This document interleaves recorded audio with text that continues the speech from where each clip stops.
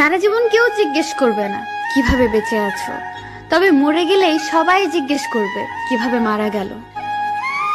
ঝগড়ার পর যে প্রথমে কথা বলে সে নির্লজ্জ নয়, তার কাছে সম্পর্কটার মূল্য সবচেয়ে বেশি। সময়ের সাথে সাথে আপন মানুষগুলো ঘড়ির কাঁটার মতোই বদলে যায়। কিছু সম্পর্ক ভাড়া বাড়ির মতো, তাকে তুমি যতই সাজাও কখনোই নিজের হবে না।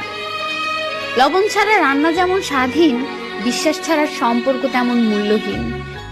যে পাখি উড়ে যেতে চায় তাকে ধরে রাখা বড়ই কঠিন। শরীরের প্রতি লোভ নয়, বরং সারা জীবন একসাথে থাকার লোভ হচ্ছে আসল ভালোবাসা।